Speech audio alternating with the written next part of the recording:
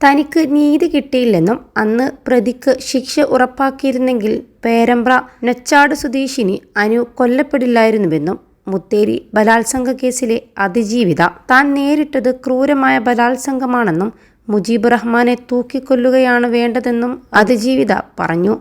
മുഖത്ത് എന്തോ മണപ്പിച്ചു ബോധം കെടുത്തിയ ശേഷമാണ് ബലാത്സംഗം ചെയ്തതെന്ന മൊഴി കുറ്റപത്രത്തിൽ ഉണ്ടായിരുന്നില്ലെന്നും ചോദിച്ചപ്പോൾ അത് പറയേണ്ടെന്ന് പ്രോസിക്യൂഷൻ പറഞ്ഞുവെന്നും അതിജീവിത വെളിപ്പെടുത്തി. പേരാമ്പ്ര അനു കൊലപാതക കേസിലെ പ്രതിയായ മുജീബ് റഹ്മാനാണ് സമൂഹമനസാക്ഷിയെ ഞെട്ടിച്ച മുക്കം മുത്തേരി ബലാത്സംഗ കേസിലെ പ്രതി.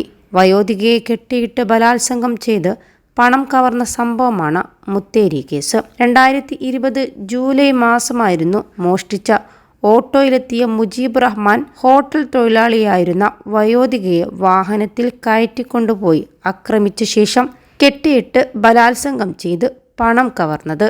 അന്ന് അറസ്റ്റിലായ മുജീബ് പോലീസിനെ കബളിപ്പിച്ച് രക്ഷപ്പെട്ടെങ്കിലും കൂത്തുപറമ്പിൽ വെച്ച് പിടിയിലാവുകയായിരുന്നു. ഈ കേസിൽ 1.5 വർഷത്തോളം റിമാൻഡിലായിരുന്നു പ്രതി. കുറ്റപത്രം സമയബന്ധിതമായി സമർപ്പിച്ചെങ്കിലും വിചാരണ വൈകിയതിനാൽ കോടതി ജാമ്യം അനുവദിക്കുകയായിരുന്നു. മുത്തേരിക്ക് സമാനമായ രീതിയിലുള്ള കുറ്റകൃത്യമാണ് പ്രതി പേരാമ്പ്ര നൊച്ചാടും നടത്തിയത്. യുവതിയെ മൃഗീയമായി കൊലപ്പെടുത്തുന്നതിന് തൊട്ടു മുൻപ് പ്രതി 3 തവണ പ്രദേശത്തു കൂടി മോഷ്ടിച്ച ബൈക്കിൽ കറങ്ങി. കൃത്യം നടത്താനും മോഷ്ടിക്കാനും രക്ഷപ്പെടാനും 10 മിനിറ്റോളം സമയം മാത്രമാണ് പ്രതി എടുത്തത്. പ്രതി സമാന തരത്തിലുള്ള കൂടുതൽ കുറ്റകൃത്യം നടത്തിയോ എന്നതിലും പോലീസ് അന്വേഷണം തുടങ്ങി. +2 ഡിഗ്രി കഴിഞ്ഞവർക്ക് വേൾഡ്സ് ഫസ്റ്റ് AR/VR ക്ലാസ് റൂമിലൂടെ സ്മാർട്ട് ഫോൺ എഞ്ചിനീയർ ആവാം. കൂടുതൽ അറിയാൻ വിളിക്കൂ ബ്രിഡ്കോ ആൻഡ് ബ്രിഡ്കോ. വിശദമായി ചോദ്യം ചെയ്യുന്നതിന് കസ്റ്റഡിയിൽ ലഭിക്കാൻ കോടതിയിൽ അപേക്ഷ നൽകിയിട്ടുണ്ട്. മുജീബ് റഹ്മാൻ മുമ്പ് വാഹനമോഷണ കേസുകളിലെ കുപ്രസിദ്ധ പ്രതിയായ വീരപ്പൻ റഹീമിന്റെ കൂട്ടാളിയായിരുന്നെന്ന വിവരവും പുറത്തുവന്നു. പിന്നീട് റഹീമുമായി പിരിഞ്ഞ മുജീബ് റഹ്മാൻ സ്വന്തം നിലക്ക് മോഷണം തുടങ്ങുകയായിരുന്നു.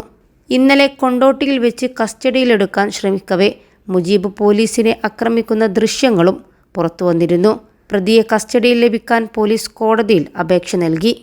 കൊണ്ടോട്ടിയിലെ വീട്ടിലെത്തി പേരമ്പ്ര പോലീസ് പ്രതിയെ കീഴടക്കുന്ന ദൃശ്യങ്ങളും പുറത്തുവന്നിരുന്നു. വീട്ടിൽ നിന്ന് കവർച്ചയ്ക്ക് ഉപയോഗിക്കുന്ന മാരകായുധങ്ങളും കണ്ടെടുത്തു. വീട് വളഞ്ഞ പോലീസ് മുജീബെ എന്ന് പലതവണ വിളിക്കുന്നത് ദൃശ്യത്തിലുണ്ട്.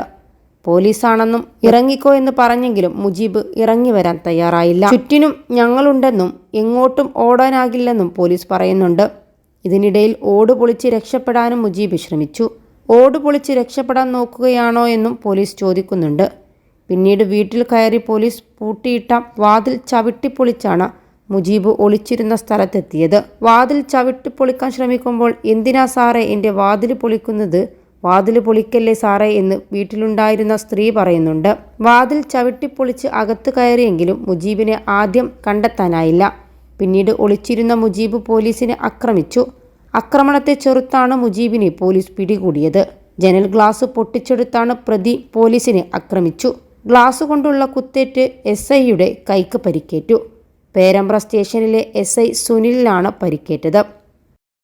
21 ലക്ഷത്തോളം സന്തുഷ്ടരായ ഉപഭോക്താക്കളും 2 ലക്ഷത്തോളം തിമിര ശസ്ത്രക്രിയകളും പൂർത്തിയാക്കിയ മലബാറിലെ ഏക കണ്ണാശുപത്രി ആൻസലാമ ഹൈ ഹോസ്പിറ്റൽ റോഡ് പെരിന്തൽമണ്ണ.